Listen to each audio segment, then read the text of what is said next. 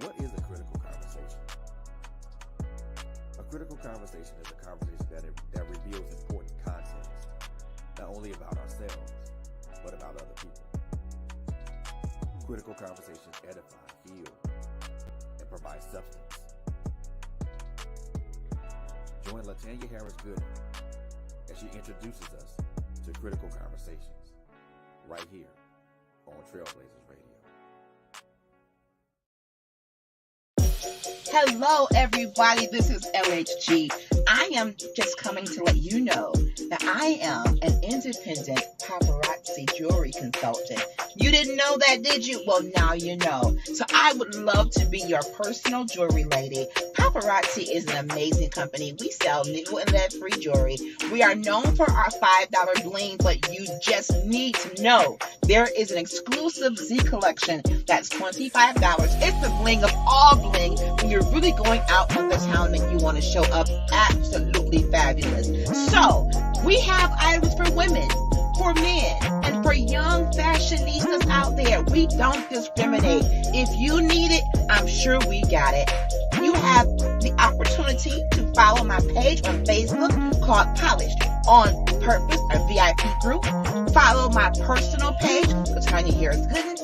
And I have my own website that is at your disposal 24/7. So many ways to shop. So let me be the one that makes sure you are accessorized the way you should be. Because I want you to be polished on purpose.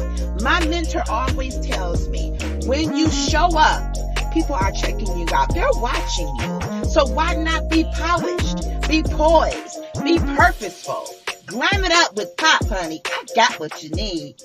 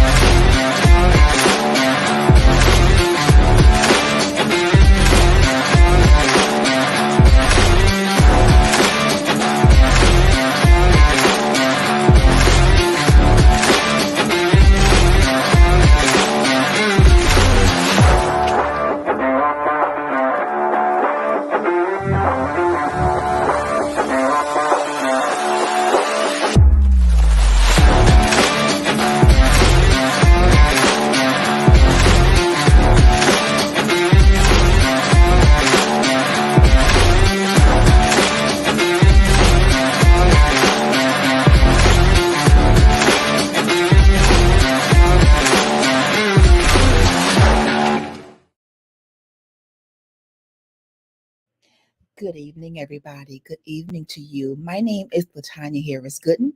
Call me LHG. I'm the host of Critical Conversations with LHG on Trailblazers Radio. I want to welcome you tonight to our show. Tonight's topic is going to be a little heavy, but not in a bad way. We're going to talk about trauma and how the body is affected by trauma. I am going to be showing a video by Dr. Bessell van der Kolk. He's a psychiatrist and medical doctor. And thank you, Simone, for putting my information up on here.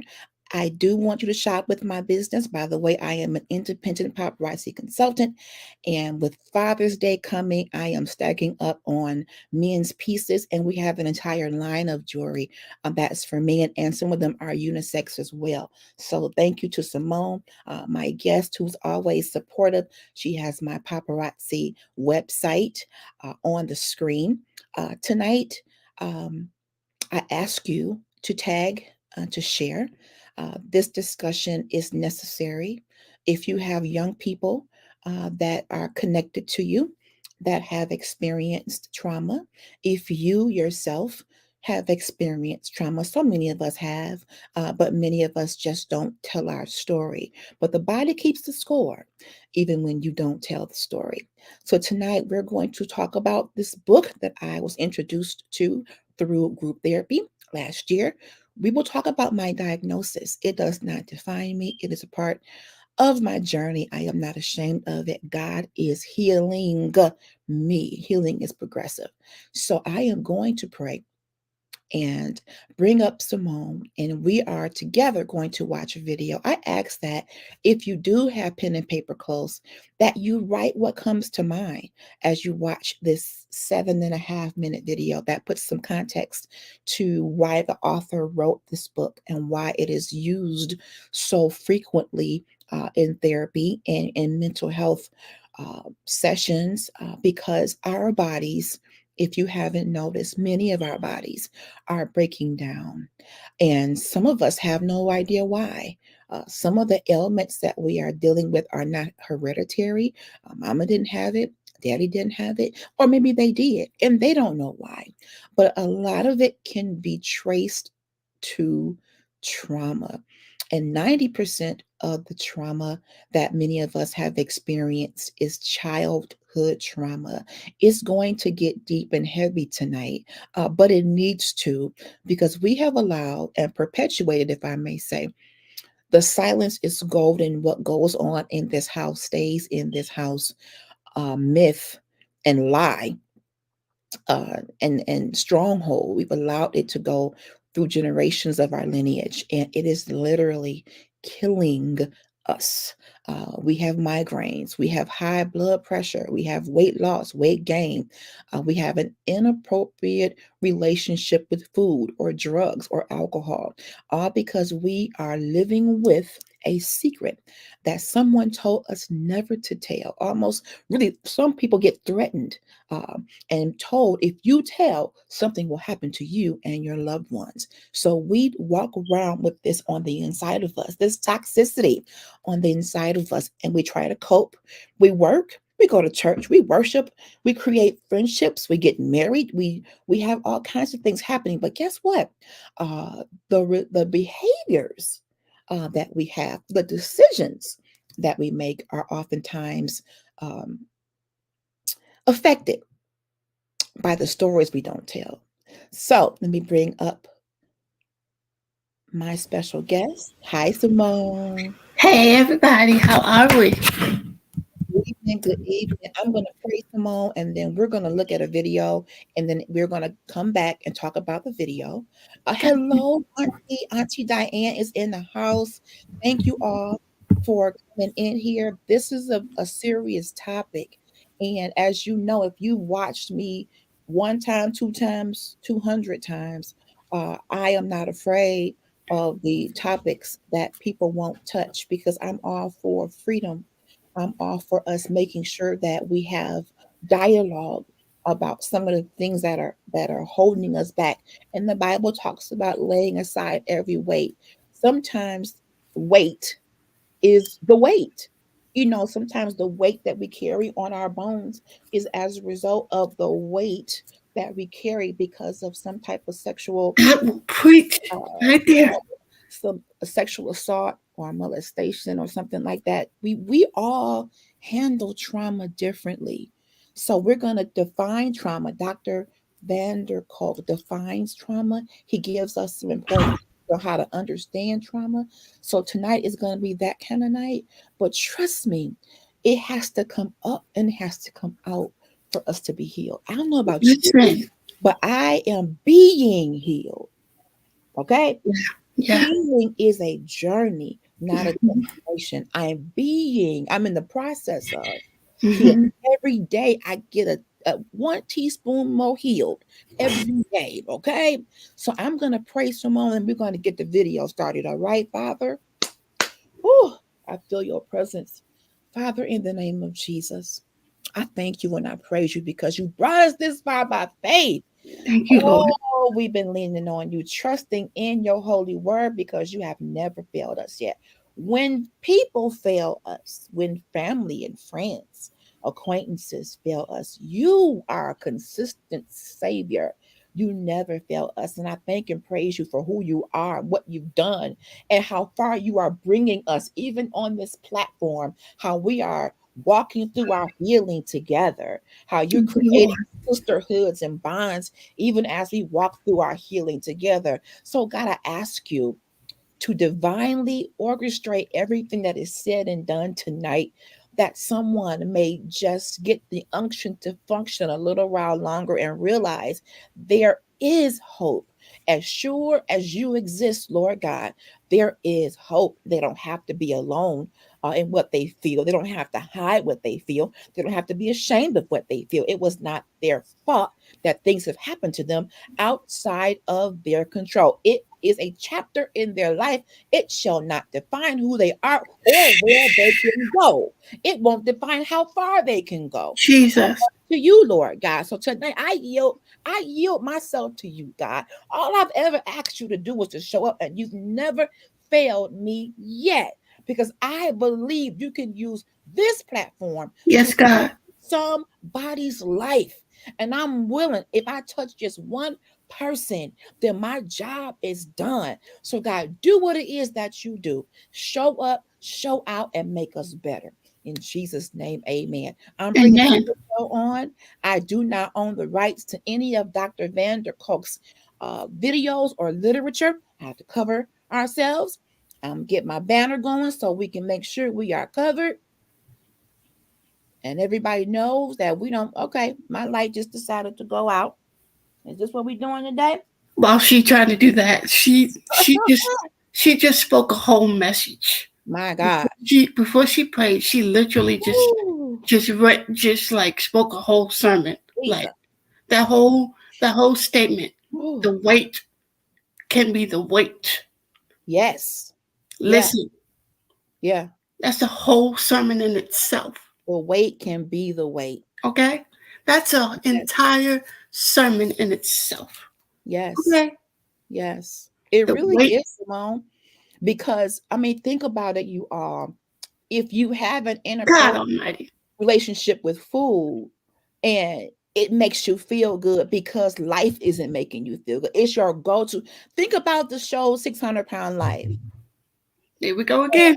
And you see how people have used food. And I may not be 600 pounds, but I am considered in this country morbidly obese, which means I'm every day, it's a risk that my heart may decide it doesn't want to pump through all of this. It's the grace of God that I live. It's for the grace of God that I live. I've had weight loss through bariatric surgery. I've put it back on, not all of it, but the majority of it. Why? Because the weight started to be the weight. Because, and let me say this, I do not knock surgery. I don't even regret having the surgery. But what it taught me is that if you don't change your mindset, if you don't change your lifestyle, if you don't address some of the things that are going on in your mind, if you Preach, don't woman of God.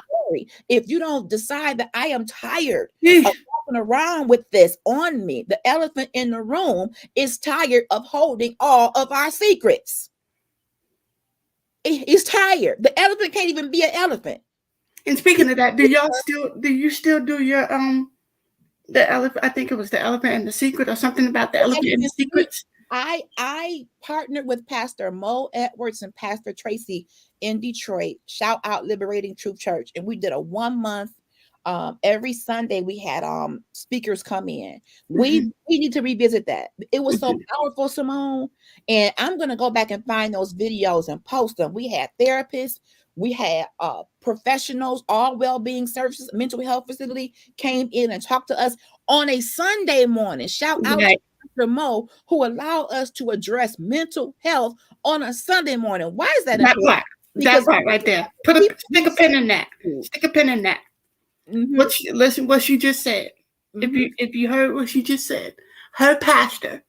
Wait, is it your pastor or is it? It's my brother, but he happens to be a pastor. Okay, her brother, who happens to be a pastor, allowed professional. Listen to the key word. Listen to the key word. PROFESSIONAL. You better spell it, Simone. Professional, licensed mental health facilitators Yes. to come in the building. In the church.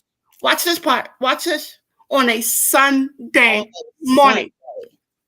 That's how important this is, because the people who you are sitting next to, who you haven't even introduced yourself to, didn't even want to live the previous day. You didn't know that. Your Holy Ghost didn't pick up on that. Okay. So we are losing people to suicide Every day. We are losing people to homicide minute by minute, hour by hour, because of there's something that's happening to people that they've been told don't tell, and the signs, even we may even see red flags in the behavior of our family members. Oh, just pray. Oh, we're gonna just have a prayer service. And I am a strong believer in the power of prayer. But in this human experience, it's got to be prayer, it's got to be therapy, it's got to be medication. It may be a conglomerate of things to get a person level set in their mind. Come on. Let me get this video, because we're going to come back and unpeel this. This video is powerful. It's 7.5 minutes. I need you to get your notebooks and get your pen, because we're going to dissect and break this video down. I'm bringing it up right now, and we do not own any rights to any of Bessell van der Kolk's videos or literature. The body keeps the score. That's this. I need that book. Is that book on Amazon? Yes. Okay. That's where I got it from. Okay. So stay tuned. We're going to go ahead and get this video going.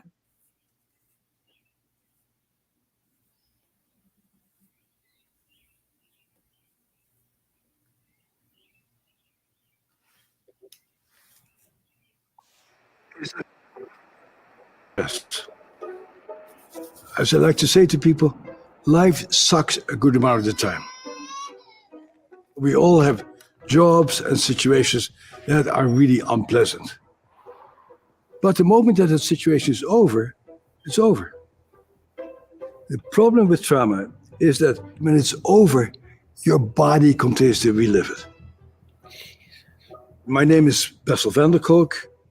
I'm a psychiatrist, neuroscientist, and author of the book, The Body Keeps the Score.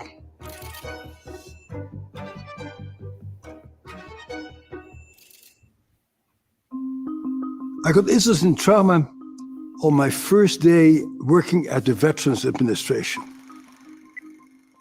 1978 was the year, and the Vietnam War was over by about 6 or 7 years.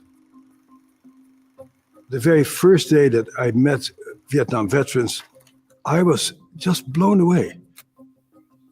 These were guys who were my age, who were clearly smart and competent and athletic, and they clearly were just a shadow of their former self. Their bodies were clearly affected by trauma, and they had a very hard time connecting with new people after the war. Around that time, a group of us started to define what trauma is.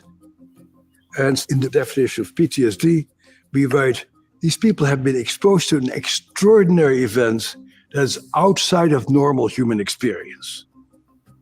In retrospect, that shows us how ignorant and narrow-minded we were, because it turned out that this is not an unusual experience at all.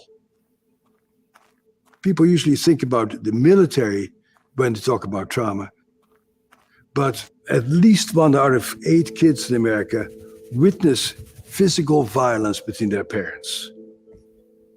A larger number of kids get beaten very hard by their own caregivers.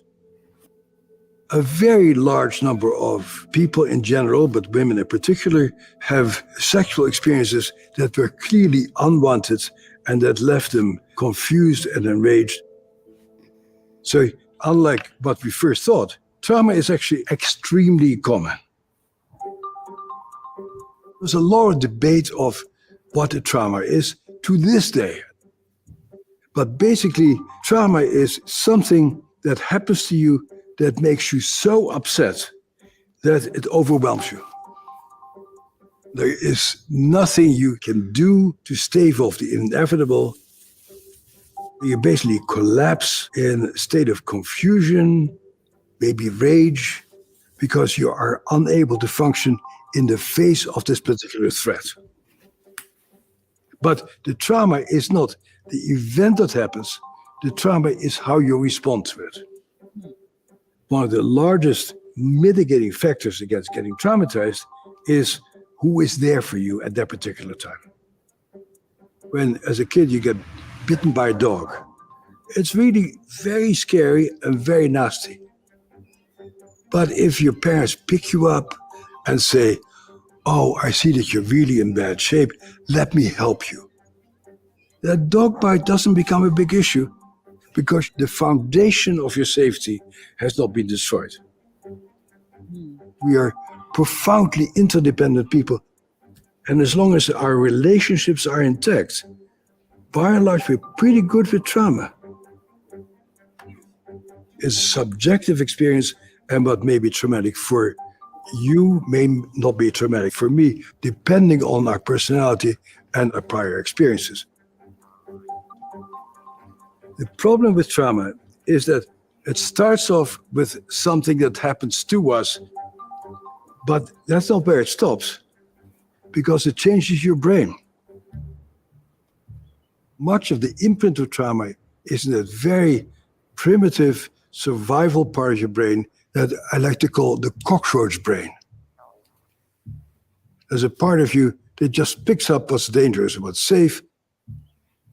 And when you're traumatized, that little part of your brain, which is usually very quiet, continues to just send messages. I'm in danger. I'm not safe. That event itself is over, but you continue to react to things as if you're in danger. We are talking about survival. We are talking about staying alive. And so some people go into fight flight, or on a more primitive level, people's brain shuts down and they collapse.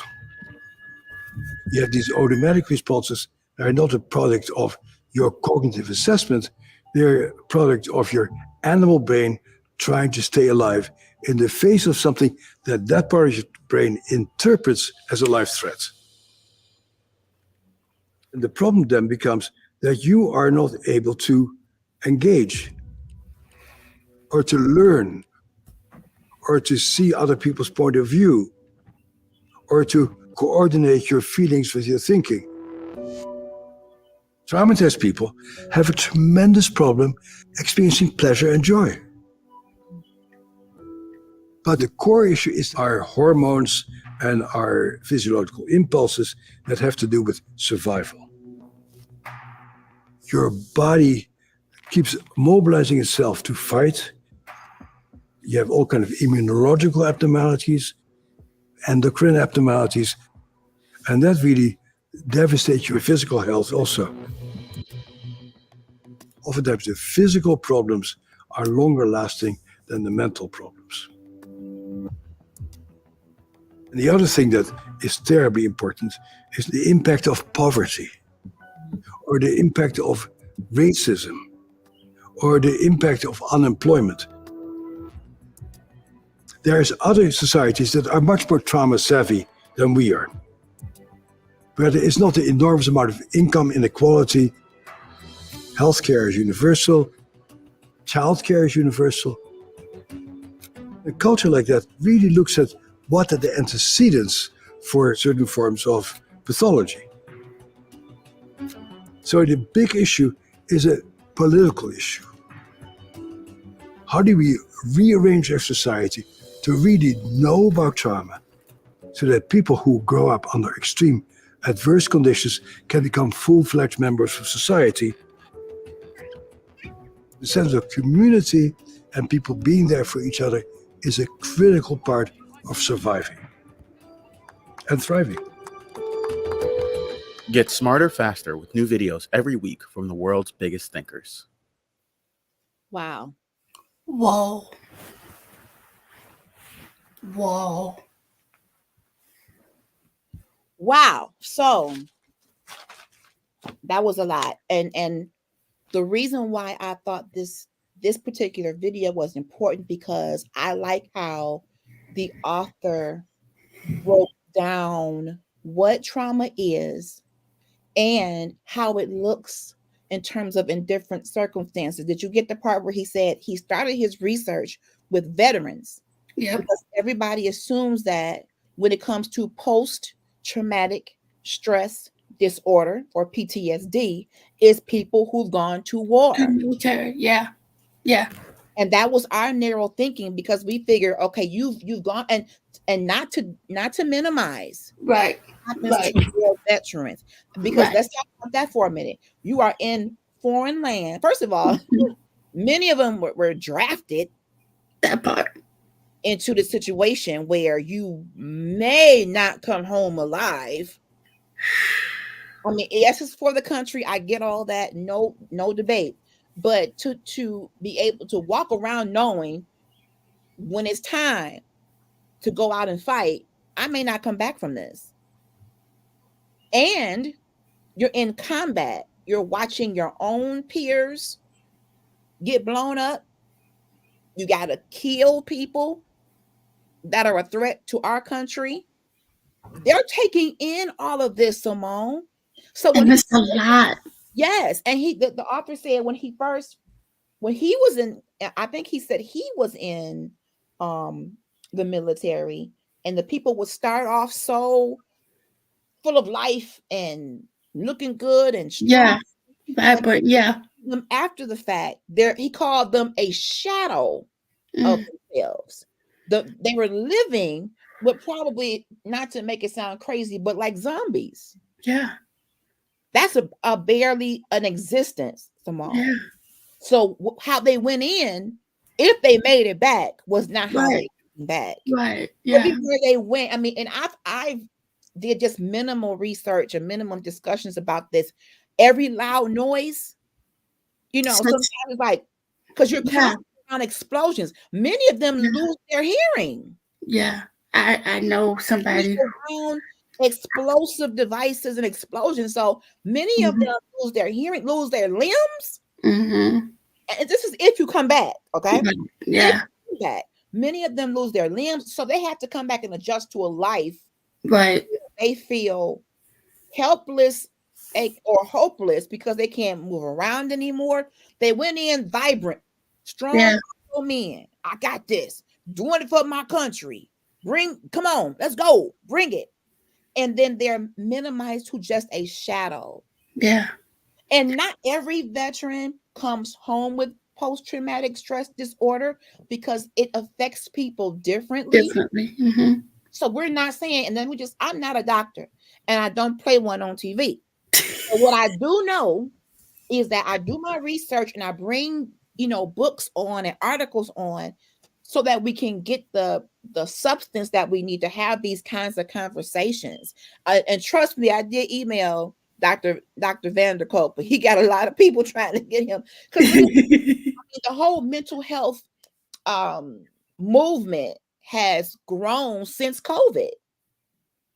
Every mental health professional that I know is probably booked beyond capacity. Mm-hmm. From dealing with COVID, from dealing with the deaths, from having the disease, from losing the job, from the money being, so these professionals are in demand. Mm-hmm. Yeah. I'm sure, y'all pray he reads my email and come on here because I would love to talk about his book with him. But that's why I wanted to bring the video because it puts some things in context. What did you get from this, Simone? Whew. The few parts that stuck out to me were the part where he said, trauma is not the event, but it's the way we respond to the event. Ooh, Simone, because I didn't even look at it like that. Mm-hmm. I didn't either. Traumatic event, but the trauma part is how you respond to it. Now, some people might be able to go through something traumatic and be fine. Right. But I can speak for me, and those of you who have been following me, I'm a survivor of sexual molestation from my first stepfather, not to be confused with my final one who's wrestling with the Lord right now. I want to make that distinction. but my mom's second husband was sexually abusive to me and traumatic, right? But let me add the Right. next piece. I wasn't believed. When I did finally muster up the courage to tell, I was not believed. Okay. And So now that you part, have the event, and then you have the people who are supposed to, well, the person who's supposed to love and protect you saying, I don't believe you. And to be honest with you, the latter part, that was worse than the first part. mm, I call myself getting over the molestation piece, but the fact that I went to a person who is supposed to protect me and said, listen, this is what's happening. What did you do? You're just jealous because he's not your father. And instead of protecting, a child, listen, let me tell y'all out there, watch people. Don't give everybody access to your children. You're assuming that because they're family. You're assuming that because they're family friend. You're assuming because they go to your church that they're safe. We can make no assumptions.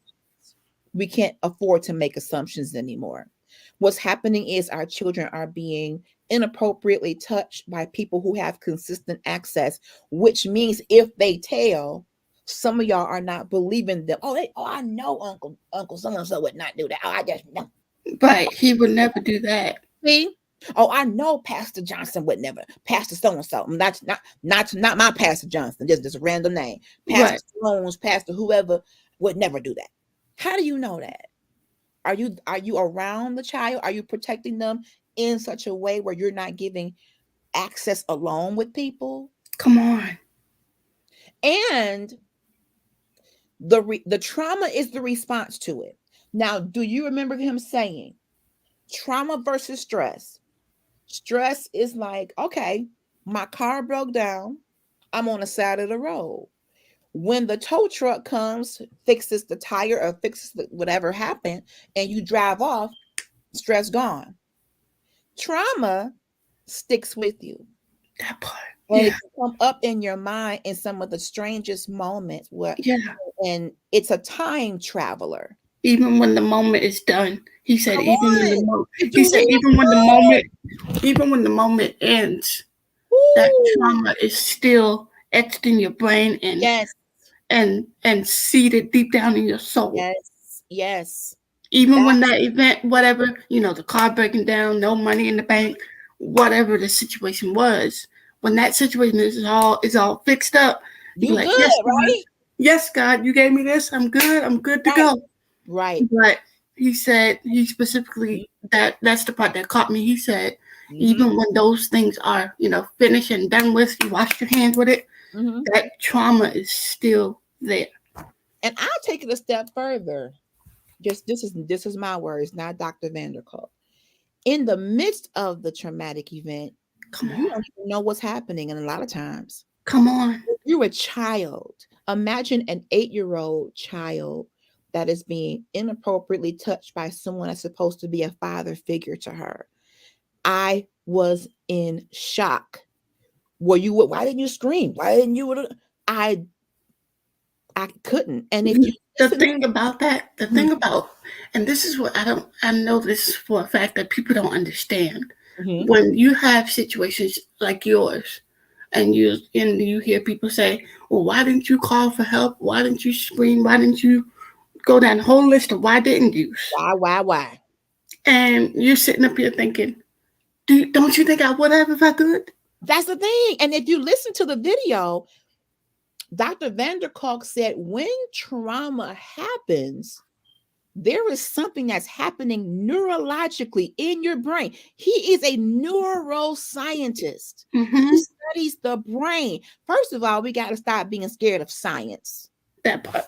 There's a science of the brain, of the heart, of the body, of you were created intricate beings. There's a science, there's biology. So he's saying in his research that there's something that's happening in the brain, and they've looked at a brain that's dealing with trauma while they're talking to them about it.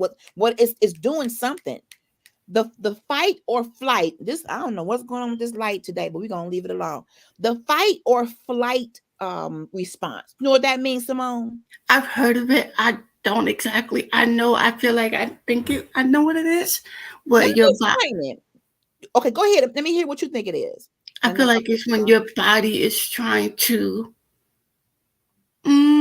maybe fight off something that you don't really understand. Maybe something like that. You're on the right track. Fight or flight is. Let me give you an example. One of my greatest fears in life is being in a bank when it's getting robbed. Oh my God. That's one of my greatest fears. The other one is water, drowning. And that's even a good example too. So in a bank robbing situation, the brain, a person who's fighting is like, I'm not going down like this. But the flight person can be in shock. They can't do anything. Or they may try to get away from it, where a person that want to fight, no, devil. No, devil. You ain't taking my $10. Right. No, devil. Right. Yeah. And it could cost them their life. Yeah. Even in a drowning situation, a person who can swim is gonna be like, listen, I am gonna start trying to flap. And I'm gonna be honest with you. Listen to me when I say this. I have no clue how to swim. I don't either. Not one clue. One of my fears is, and when I get in the water, same thing here. Big bodies of water. Every time I get in the water, every time I get in the pool, people always like, relax. See? And my problem is I find myself always getting into the deepest end of the pool. See? Knowing I cannot. My fear of water is because I almost drowned. When I was younger, and our church would always go to, how your church go to picnics? Of course, yeah. Whatever. And so at that particular time, we were going to the beach. They had these giant fish flies, and if you go to the beach, they would wash off you. So we were all going to get these flies off of us. And I, like you, got curious and went bebopping my little crazy tail, out trying to say, look, the Lord is delivering me. Look at me. And when I turned around, they were saying, come back. A wave was coming behind me, but I can't hear them. So they doing this. And the wave went over me. And when I opened my eyes, they were like, you all right? Oh, Lord. So listen, because of that, that's a trauma experience. I believe I went to Ocean Breeze one day. Okay. And I went down one of these slides. Lord, is that a water park? Yes. Oh, Ocean Breeze is a water park here, and I think it should probably is one down there near you. I don't know. Anyway, I got to take my drink on that. I can't. I went to Ocean Breeze, and I went down one of these slides. When I tell you, I came out like the water pushed me out, like literally. And that's what I look on TV. It's like you were a torpedo. The water, listen, the water literally pushed me out, and I found myself deep in water. And I was just like, "Get me out of it!" I would have been like, "Lord, if you want to go on and hit the button, so I can appear on your back patio." You can go and hit it right now. Right now. Please do. Please do. Right. Girl. But traumatic experiences like I had in that way and you had, that meant being around large bodies of water for me gave me an unsettling feeling. And I told everybody about how I used to get my hair washed. My mom would get a big pot you cook greens in, fill it up with water, and dump it over my head. So, I mean, what child wouldn't be afraid of that? It's like, goodness, I already got traumatizing in itself. Listen, a whole big pot. A big pot that you would put greens in, stew or whatever, and then so now fast forward, 40 plus years, I can get in a pool, but when it comes to like Myrtle Beach or the ocean, I stay right on the surface. Oh yeah. Let it cover them toes real good, and then that's it. But I can still get in the pool.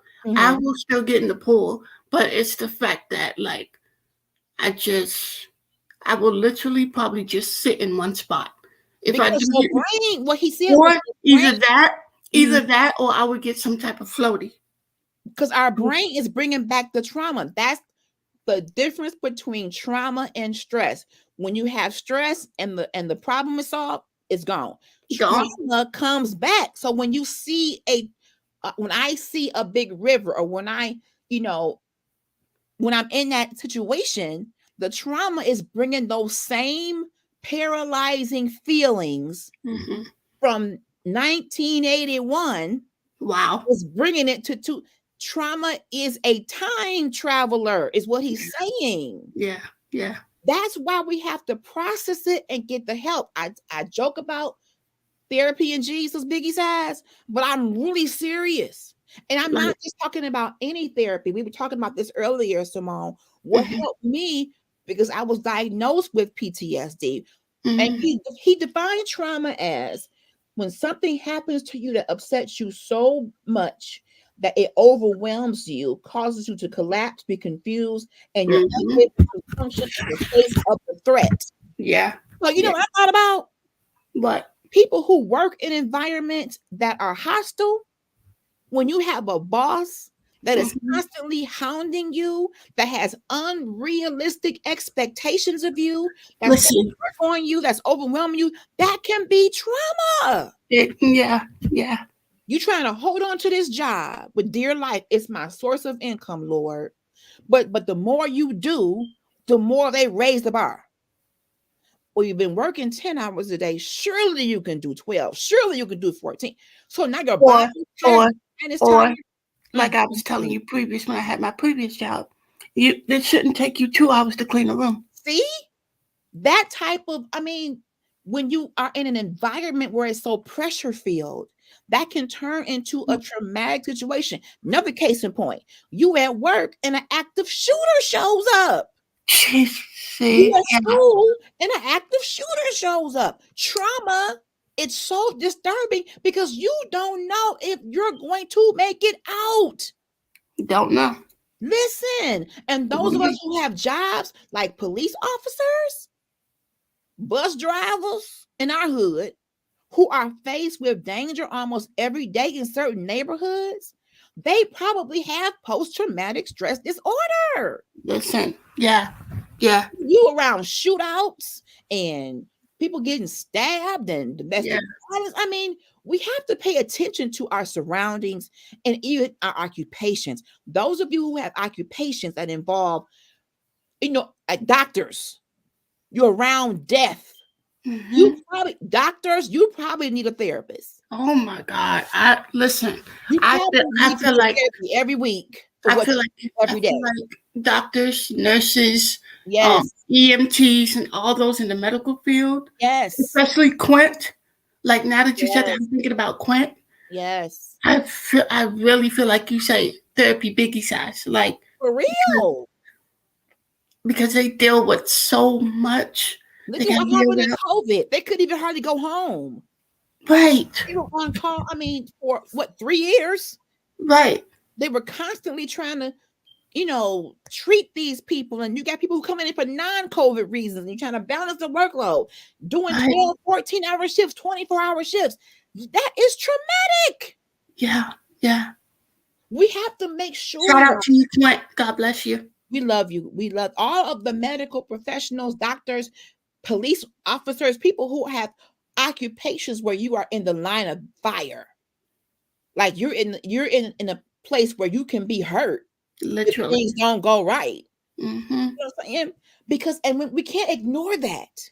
And employers, if anybody is watching me and you are a boss, you own a company and you manage people who are in that arena, make sure they have plenty of vacation time.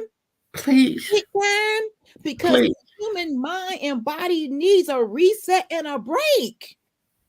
We are working ourselves to death in some of these jobs. And some of the bosses and executives and CEOs, some of you out there are trying to save $1, but you stressing the faithful 12 disciples you got. Stop being cheap and hire 12 more disciples. Not the 12 disciples. Let's leave here.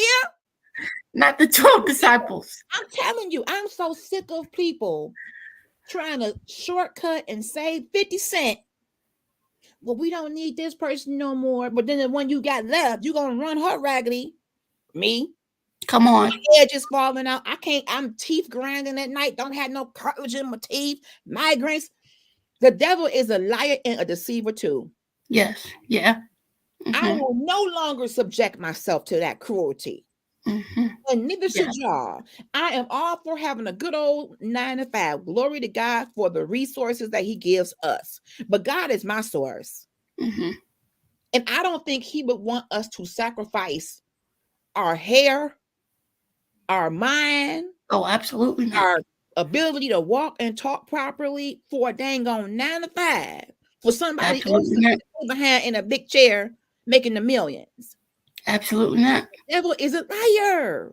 Yep. We gotta take care of ourselves. The body is keeping the score. The body is absorbing all of this stuff. The body, and you know what?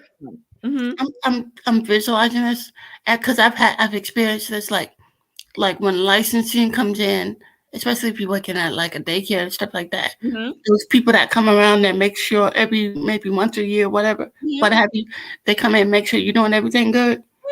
The body is doing just that. The body's literally sitting right behind you at your job while you're sitting at your desk. Okay, she done drunk 12,000 cups of coffee today. See, come on, Simone. Come on. She keeps getting phone calls, and she has not. She got to work at 10 a.m. No breaks. She got to work at 10 a.m. It's now 3 p.m. She still has not been able to take her break. And even went to the bathroom. See? Not even the bathroom. Taking a stressful call after call. You manage people. You're trying to take their, This is her. Look. This is her 5th meeting of the day. See? You talking to my story. And then, girl, the way stress works, it would creep up my back and then go to my neck, and I couldn't move my neck. That's how I knew my body was saying, girl, get up and go home now. I could literally not move my neck.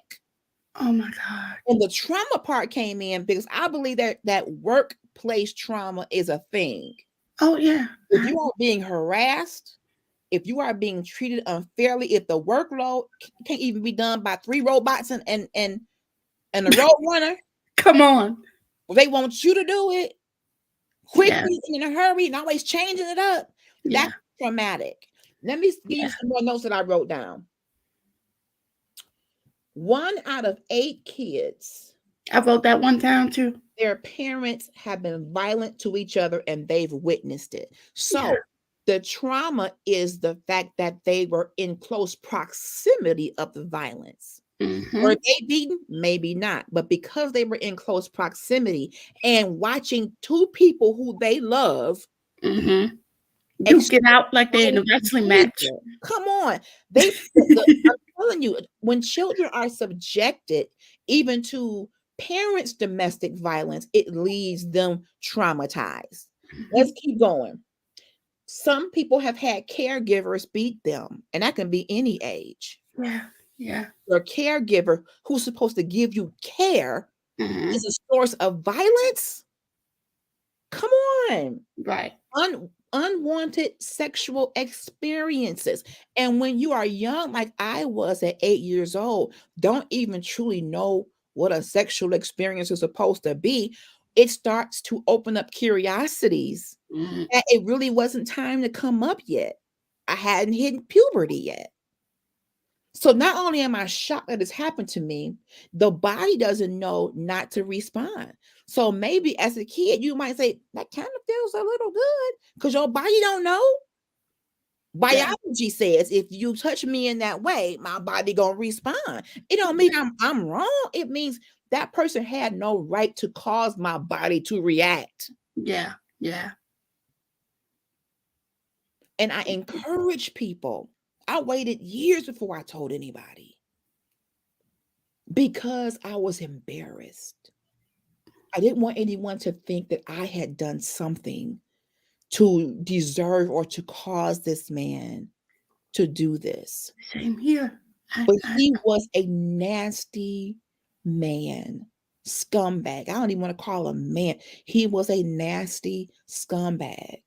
And perhaps something happened to him. I don't know. And at that moment, I didn't care. Mm-hmm. I want you to leave me alone. Mm-hmm.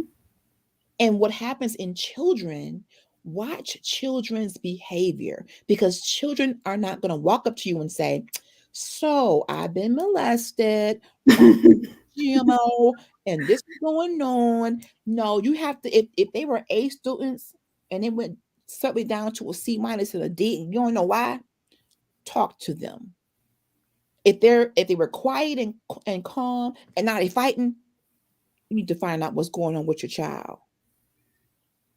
Stop trying to make them have diseases. Maybe they're autistic or maybe, and nothing wrong with that, but stop going to that extreme before you talk to them and see if something is happening to them. Don't be so quick to push them into that category. It could be something could be happening to them that they are not able to articulate. Their fight or flight didn't work. I can't even move. And I'm going back to my example of being in a bank robbery. There are certain levels of fear that's so crippling. You don't know to scream, you don't know to pray, you don't know to. It's so scary. Your entire body feels it. That's called terror. That's really what it's called. That's terror. Yeah. So when you are experiencing trauma at the level of terror, you don't know what's happened. You are having an out-of-body experience. You can't believe it's happening. You're confused because I know this person's not supposed to be doing this. I don't know much about sex, but I don't think this is what it's supposed to be at my age of 8. And I don't think he's supposed to be involved because he belongs to my mama. And what is going on here? Exactly. You're having all these discussions in your head at 8 years old. Yeah. And still left feeling helpless, hopeless, dirty, disgusting, and to not have your parent believe you added way more insult to injury. God is healing me. At 48, I am still seeing therapists for some of this stuff. Shout out to Elder Sandra Cobb, the forgiveness coach. Shout out to my sister LaBrenda Armstead, who wrote a book about this. That's why I do what I do, because I want us to help our children overcome some things or prevent some things. Parents really are the ones that can prevent it. Watch who they're around. But for those of the kids who have already been touched or hurt, let's help them by giving them the proper tools, therapy, group therapy, hobbies and things to keep their mind moving, because you subject them to so much and then they want to take their little lives. Yeah. The youngest person I've heard of with suicide was 8. No way. And I'm like, how does an 8-year-old even understand, how to take their life, or get so overwhelmed with pain that they just can't. We gotta watch our children. They are in. Raising children in 2023 is not the same as when I was growing up in the late 70s and early 80s. We did not have the internet. Did we have bullies? Absolutely. I was bullied for being overweight and very dark, but we did not have the cyber bullying where if someone put something on Instagram about me and it would come up in your memories and it would come up and then it get viral and sent over here. We didn't have that. It's talk of the town for maybe a couple of weeks and then it goes away. With the internet and all these different social media outlets, wherever that bullying post was, it circulated. I watched the Netflix special 13 Reasons Why. It was a young lady who did take her life, and they were through the reasons why she got to that point. Is that good? It is enlightening. I mean, you know what I mean? I didn't mean to say. I know what you mean. I know what you mean. It's good to understand some of the reasons why our children in this generation could consider that. And a lot of it had to do with bullying or awkward situations. Kids can be cruel. And it makes me ask, who is raising these little scoundrels? Forgive me. But these kids who can literally bully a person so much. And let me quantify this. bullying could be, oh, you only got an iPhone 13. Well, I got a 21. That Right. because phones are so important to kids now. That's a form of bullying. Oh, Yeah, your anything. dirty. Our clothes is clean. You must be poor. Oh, you can't go to the trip because your mama couldn't afford it. It's so many different facets of bullying now. Yeah. It's not just, oh, you the fat girl, oh, you the too tall. It's other stuff involved. It's like if you don't have certain things, you get If you don't look a certain way. Come on. If you're Listen, not guys, and the only reason bullying takes place is because that whoever is bullying you has something going on with them. Agreed. Period. Point blank. End the story. Shut the book. Agreed, Simone. Agreed. They don't like something that's going on within them in their lives. And so they bring it to school, they bring it to work, they bring it to church, wherever you are. As long as you're there, they're there. And they're going to make it their business. Yes. Talk to you about it. Yes. Like and she said, bullying happens with adults too. There's adult bullying. There's workplace bullying. Mm-hmm. Because like one that is always bothering people, always being mean, or always saying something negative. That's a bully. Yeah. Like she said, you were literally, because you look different from everybody else. Yes. Oh, you fat. What? Who let you eat so much? How do you just sit there and eat all day? Yes. You don't understand what she's going through psychologically. That's it. And I'm just using you as an example if it's okay. Absolutely. And I want to come back to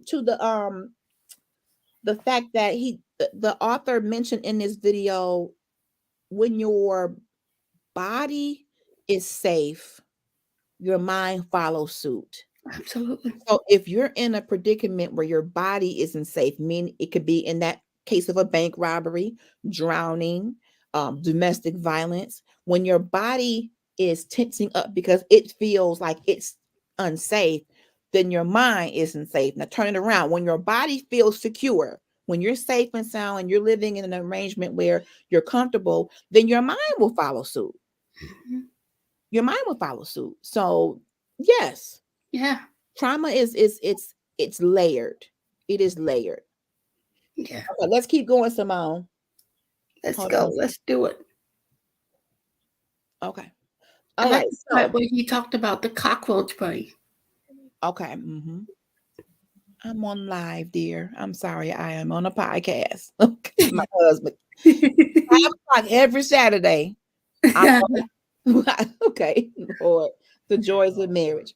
Go ahead, Simone. The part where he was talking about a cockroach brain. Cockroach brain. How your brain processes what's happening. Yes. And trauma can affect and make it cause it not to be able to process it, which to me, that sounds like shock. Yeah. Or dissociation. So when you have people who they're staring into like a deer in headlights, like what? That's their cockroach brain. They're not able to do anything. They can't fight, can't flight or flee. Can't do that. They're like stuck. It's so overwhelmingly upsetting. Yeah. That I really can't believe this is happening to me right now. Right. Wow. That was powerful. And I put that in the case of death, like when you lose a family member. Yes. A friend. It's like you literally just stand in shock. Yes. Like you remember this one day, this person was all good, they was all healthy, and they was all fine. And then the next time you turn around, you get a phone call talking about Aunt Annie so died. Mm-hmm. And you just sitting like, come again? Yes. And listen to this part. Repeat what you said. He mentioned poverty. So living in extreme poverty, not knowing where your next meal is going to come from can be traumatic. Case in point, why you may see many homeless citizens dealing with mental illness. And many of them have been homeless for years. And then it goes into substance abuse or drug abuse or alcohol abuse. Because it's their coping mechanism. Yep. He mentioned racism. Absolutely. When our black men, and not even just black men, look at Sandra Bland, when we are out driving while black, and if you happen to be pulled over and you have a racist police officer, and you don't know, even though you didn't do anything wrong, they're coming up with reasons to pull you over. Right. And you don't know in that moment if Right. you're going to be the next news Right. story. You can't even walk outside with a hoodie on. Come on. AKA Trayvon Martin. That's dramatic. You gotta change your whole life because okay. So and we have to teach our sons, when you go out here, don't do this, don't do that, don't get an attitude. I want you to come home alive. But everybody else don't have to do that. Right. That's traumatic. Or you get a Karen, that's all up in your business. And she found out she see that you black, and she see with you with another kid that don't look like you, and she gonna call the police on you. And you don't know how those officers are gonna respond because they may side with her. That's trauma, Simone. Of course they will. That's trauma. Of course they will. You know why they're gonna side with her? That's trauma. Because she's WHITE. And let me just say, we love all of God's people. Everybody. But he mentioned in this video, there's a political aspect of this because poverty, racism, those social issues can cause trauma. Slavery. Yeah. Come on. We have to identify these social constructs, these social instances that are traumatizing us daily. Segregation. Yeah. Wow. This is deep. It's not just a person being molested. It goes into how we live, where we live. And think about this, Simone. When he was talking, I was thinking about people like gang members. Because a part of their brain, if they've been traumatized or put out of their parents' home for whatever reason, and they always have this thing in their head that says, oh, he said this, with trauma, your brain is convinced you're always in danger, even when you're not, like a smoke detector that's constantly going off and there's no fire. It's just like the You feel like you are in trouble all the time. It's just like what you said with the PTSD. Yeah. Always like, and I know people who I'm wondering, do you ever have a good day? Because you're always ready to fight. Everything is a war. You got to jump off somewhere. You got to fight because there's something in their mind that says you're in danger. You're in danger. You better put up your dukes. Get ready to fight. Danger alert. Danger alert. Yeah. See? Yeah. Trauma will have you walking around here so scared and so paranoid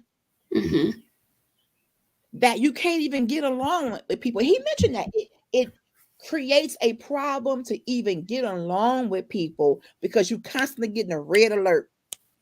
Yeah. Trouble. Respond. So the next time we see people, children, adults who are constantly, looking over their shoulder, ready to fight, it could be that something has happened to them. So, and what the author is asking us to do is not just stop at regular therapy. His book is introducing something that deals with the neurology of your brain, like taking your finger and making the patient follow it, because in shock, it's like this. It's like, okay, follow my finger. Where are you? He's asking doctors to not just prescribe, that's the word, medication. Yeah. He's asking them to go deeper and let's do some tests. Yeah. On the brain, and what kind of deeper therapy can we do to get them to be able to cope better, where they're not always feeling I'm in danger, I gotta fight. Yeah. That has to be taxing. Yeah. You always be on the defense in every situation you come in contact with every day. A perceived threat that has to be what the girls say on The Color Purple. All my life I had to fight. Yes, and I'm glad you brought that up. Look at, it's a movie, yes, but I'm sure this happened to some people in that day. You were made to marry at a very young age. Yep. Celie was, I believe, molested by her father. and you marry this man who don't love you, Nope. says horrible things about your appearance and your intellect, brings another woman in your house, Sugar Avery. Calls her ugly. You didn't took her man, you gonna call her ugly, out ready to fight. Right. So all these things are happening to her with these kids that was bad baby kids. Yeah. And did not respect her. Trauma. Yeah. All her life, she was running from her husband to not get beat, running from these kids to leave her alone, didn't have a sister. Because he mentioned about trauma too. This is good. He mentioned that it matters who's around you when you experience trauma. Absolutely. In my case, if I don't have the trust of a parent, what am I supposed to do at 8, 10, 12, 14 when I do finally come clean about what happened to me and I'm told you're lying? Where is my protection and what is that going to do to my body? I started to eat and I got very large. Not only your body, but check this, your self-esteem. Oh, true. Very important. Not just your body, but that they said, oh, what did you do to make him do this? You had to be doing something to make him do this. It makes you feel like, well, I'm worthless. Yes, Simone. All he wanted me was for my body. That's the only thing he wanted me for. He really didn't love me. Yep. So as a kid, Simone, I began to use food to mask the pain, to find something that made me feel good in that moment. So by the time I was probably about 10, between 10 and 12, I know I was close to 200 pounds. Wow. Because in my mind, I felt that food was my friend. It was my friend. I did not have a lot of friends in school. I had a few because I tended to hang around the people who were the nerds, the eyeballs of school, because the popular people didn't have nothing to do with us. You know, you don't look, you're too dark, you're too fat, you're too something. So you fall into that crowd over there. Don't come over here. We are the pom-pom girls and the, cheerleaders. You don't take you going over there. So as children, some children who are dealing with trauma will start to gain weight, gain massive amounts of weight. And as parents, you've got to figure out what's happening to them. I'm not saying all weight gain is due to molestation. No, I'm not saying that. But it can be bullying. It could be low self-esteem. It could be something that's happening. And for me, food was an outlet. And as I got older and introduced to drinking, and it was not as far as my parents, I got old enough and I wanted to try it. That became a coping mechanism while I was in church. Wow. I mean, we're going to tell the truth and shame the devil today. Right. And I'm not just talking about one occasional glass of wine. I was drinking to numb myself. The pain, yeah. I could feel like I was so comatose because I didn't want to feel that. I didn't want to. And that was prompted by triggers from my past. If you are not getting the right medication, the right therapy, the right group therapy, the right amount of, spirituality, those thoughts will continue to play like playing over and over in your head. And every time it plays, you go deeper into that hole and deeper into that hole to where you need something, drugs, alcohol. And some people get promiscuous or eat a lot to try to numb that. Try to numb it. Yeah, because you don't want to feel it. You don't want to feel it. Nobody wants to feel that. In the moment you feel it, it's like, oh God, here it comes again. Yes. So I'm going to go ahead and eat. Go ahead and eat what I want. Go ahead and drink what I want. Go ahead and, like you said, be promiscuous. Go ahead and do this, that, and the third. Yes. Because you don't want to feel it. Yes. So we're talking about the fact that in Dr. Vander Kolk's book, he's talking about the psychological trauma that we have and how it affects us in our brain activity. We're not just talking about something surface. We're saying neurologically, trauma can affect your brain and your ability to make decisions or to reason. So I'm all for psychiatry, but I'm also for the right type of therapy, one-on-one or a group Absolutely. that's going to get you talking and try to find out the root. Please, and Absolutely. I'm going to say this, many of us in our community, our African American community, we want to be so tough, so hard. I'm built for this. Don't get deep. Trauma hurts. I don't want to. Listen. I don't want to claim to be built for trauma. No, stop being spiritually spooky. What is that? That part. I'm built to worship him. I'm built to give honor to God. I don't want trauma. I don't want that. Now it has happened and God is healing me, but we don't want to go to see a therapist. We're doing better now since COVID, but many of us, if it wasn't a prayer revival service, oh, I don't need that. I'm good. No, you're not, because you've been acting up. Yeah. You stuff that shows us you're not good. You saying some stuff that shows us you're not good. Yeah. And I'm talking any age, even some of our elders. When you see one of our elders who is, oh, she's so mean. Oh, he's so mean. What happened to them? Something could have happened. Was their parents mean? Because I've met some mean seniors for no reason at all. Everything just never have a good. Wow. What happened? And in that generation, people who are born in the baby boomer era, like my mom is almost 70. People who are born in the 50s and before, well, 60s probably. Well, yeah, a lot of them were indoctrinated that you should never, ever let anything come out of your mouth that will hurt your family. Even if uncle or auntie so-and-so did this, that's your family. Why bring it up now? Right. What are you saying? Hence the saying, what goes on in its house stays in its house. What hurt? And it's been perpetuated throughout the generations. So now we've got these generational secrets. Yep. And babies are being born into it, and we telling them, we ain't saying nothing to them about nothing. And what I believe, another book that I want to end up doing a show about is called It Didn't Start With You. Some of the stuff that we are dealing with now, stuff that was being dealt with generations ago from people we didn't even meet. Right. Come on. Right. Yeah. Bloodline, spirits. Yeah. Forces in the bloodline.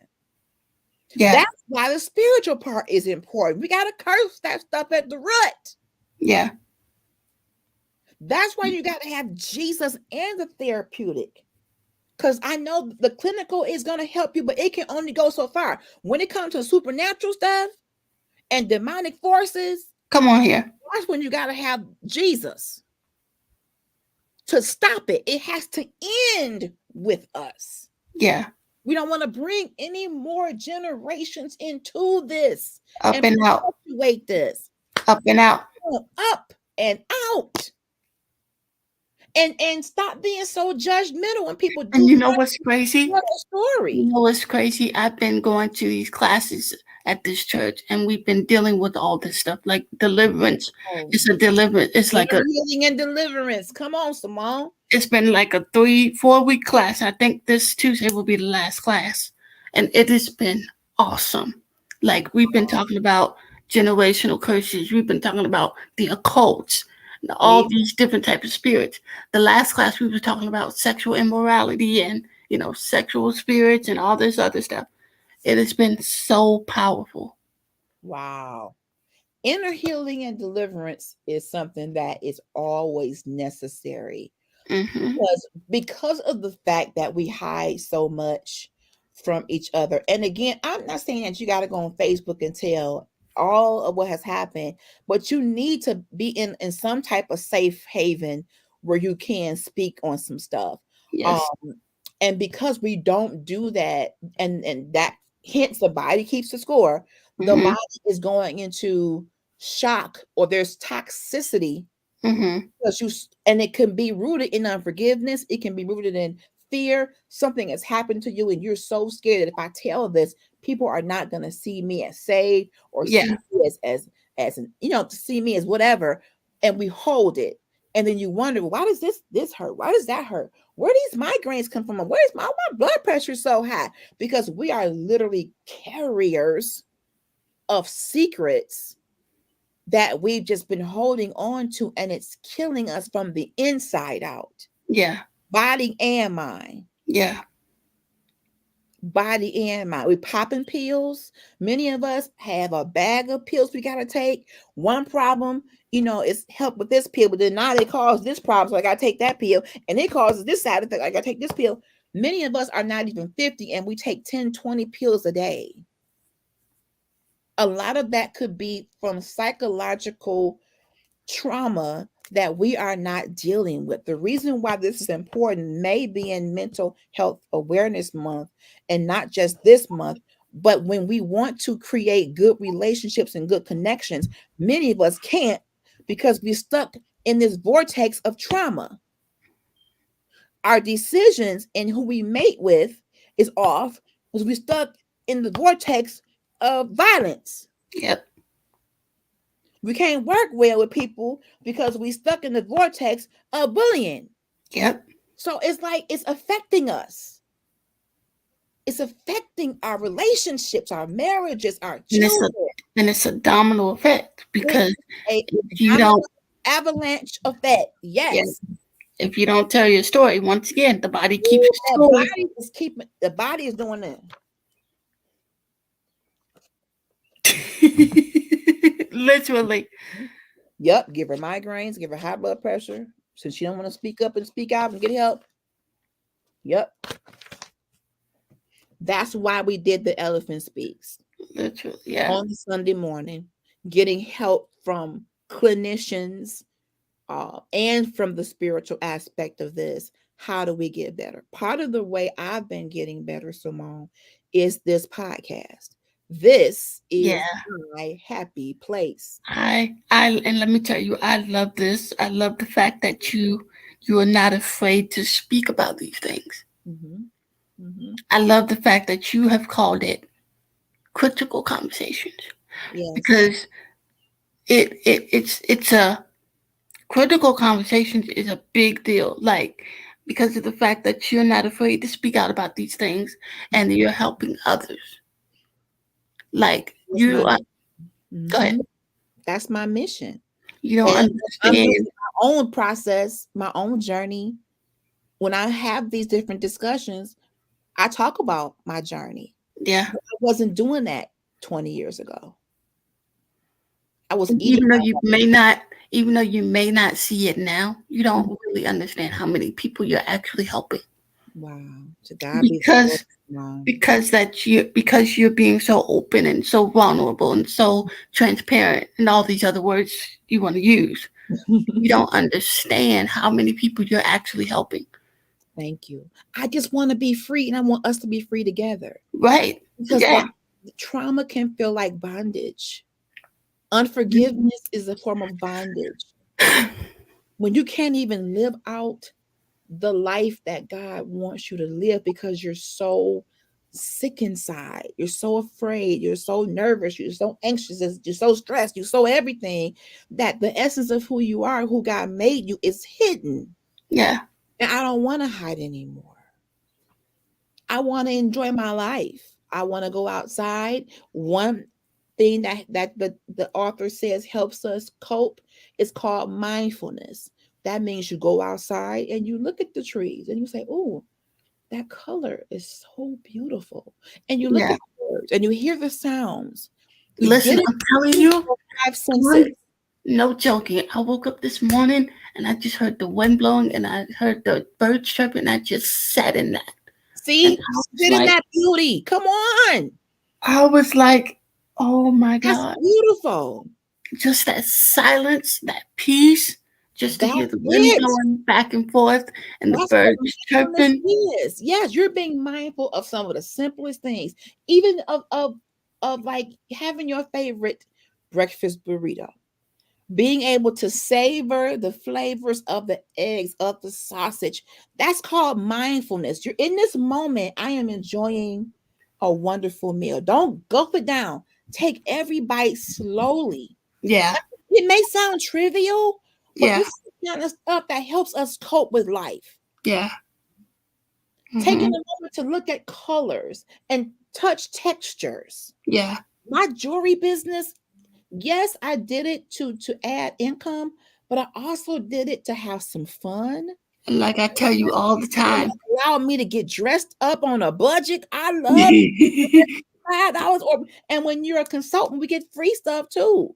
like So I this tell is you all the time, I can see that the jewelry, like when you come on at night, your face is like, it's like you're a whole new person. I enjoy it. Not that you never not that you don't change, but it's like your whole persona and disposition is just And out of this world. Identify something. God has given me something that when I'm involved in that thing, nothing else matters. Yeah. When you can find something, whether it's a hobby or a side hustle or career change or your own business, whatever it is, when you can begin to find joy, and the most important part of it is impact. Yeah. I have had a very successful corporate career. I'm in not only do you bring out the jewelry, you always without fail, literally always find some type of way to create a whole sermon. Wow. Wow. literally, you're up in here showing pieces of jewelry, and you're somehow, some way, and of course I know it's with God. You literally sit up here and just speak out a whole sermon. Wow. And I'm just sitting here looking at this. Myself, honestly, Simone, I use this to encourage me. And that I just don't even feel it. I said to myself, how does this lady come up with all these sermons? Girl, it ain't got nothing to do with me. When I come on and when I don't feel like and I push myself, that's when God does that. And I'm a talker, but I found that in doing this business, I'm able to be all of who I am. In corporate America, not every job allows you to be all of who you are. There's a look that they want you to have, the sound they want you to have. I was told that I was too joyful in the workplace. I remember that. Yeah. I wanted to make working fun and connect with people. But there are some who are, no, we have to be stern and white lace. Yeah. Only wear navy blue and black. No, orange. Right. Why? Who? I work better when I'm comfortable. I work better than me. So when you're in this kind of business, I can be as animated and colorful as I want to be. Child, and you are. And I am all of that girl. And more, listen. All of that. Honey. Listen. Not only do you not only do you show jewelry, you find you're always comical. Listen, the way you elevate your voice, I promise you need to teach me how to do that. But you got your own thing. That is true. You are unique in your own right, Simone. Like, it is amazing. And that's the beauty of individuality. To hear your voice in these videos, like especially when you post about the podcast. But I want to be an actress. A lot of it comes from the deep down desire to act in the movies. Wow. I've always wanted to be an actress. Yes.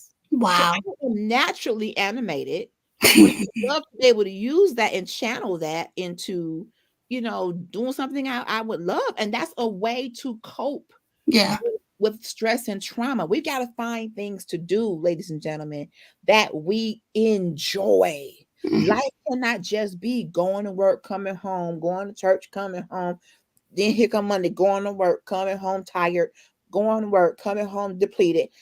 That's not abundant life. You've got to find that thing that you can do all day, never get tired, and make money from it.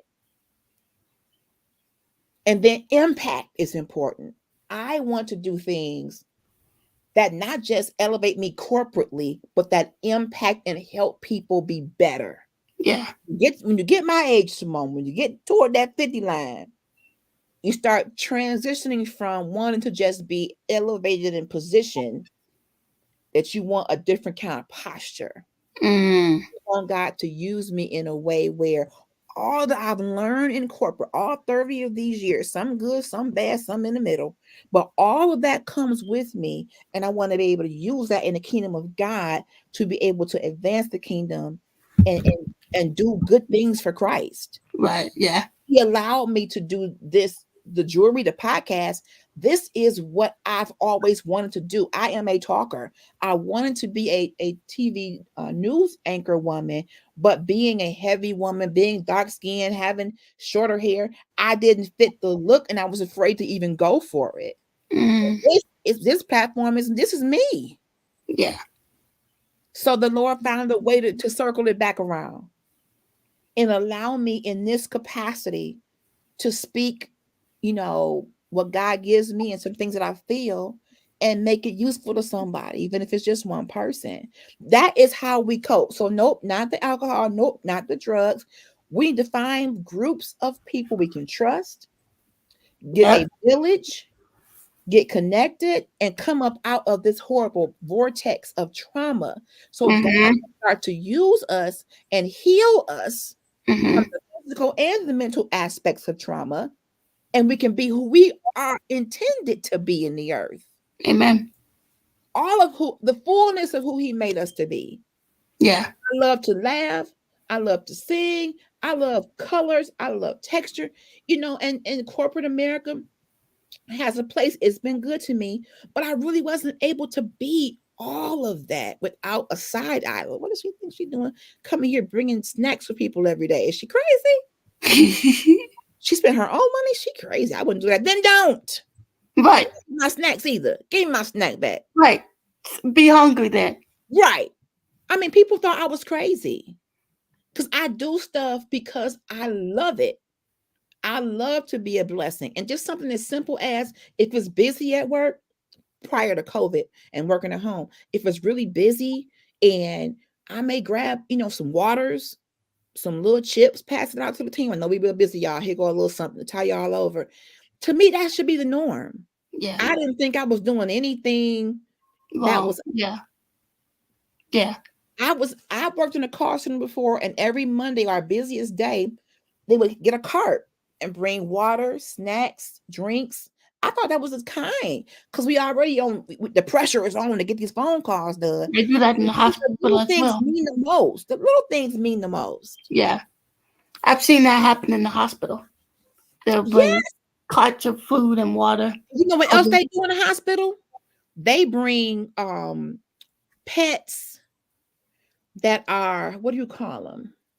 I didn't know that. Support pets. Yeah. They walk them through the hospital for you to pet them because it's been scientifically proven that pet therapy, works. I have a pet, and he is a support pet. When I have an anxiety attack, if I lay him right over my heart and he feels the boom, boom, boom, boom, boom, boom, he will stretch his body across my body and it will bring my anxiety attack down. He could feel it coming. Boom, boom, boom, boom, boom, boom, boom. He would just lay out right here and it would calm me. So now some hospitals Speaking of your pet, where is the little guy? He's with my daughter. Oh, my daughter is doing good.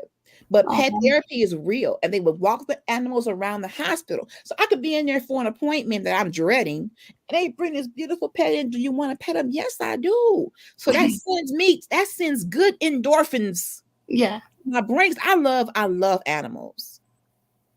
So we're talking about some things that we can do, y'all, that can help counteract some of the stress and trauma that we are dragging along. No, I'm not a doctor. But I really recommend this book, The Body Keeps the Score. It was introduced to me in therapy. The Body Keeps the Score, Brain, Mind, and Body in the Healing of Trauma. And we're going to go deep on this next time, but we're going to get out of here. Simone, I thank you for hanging with me, girl. I just love appreciate it anytime. You know, I love being up here with you and your crazy self. Thank you. Now, listen, Tuesday is going down, girls. We're talking about being fresh up under these sundresses, freshness, keeping our clothes fresh, ladies, keeping all of our crevices fresh. We're going to talk about it. Get your young daughters, your young sisters and cousins, and we're going to talk about it. I want you all to have a very good night. Tag, share, subscribe, and have a wonderful weekend. See you Tuesday. Enjoy your weekend, guys. Love you.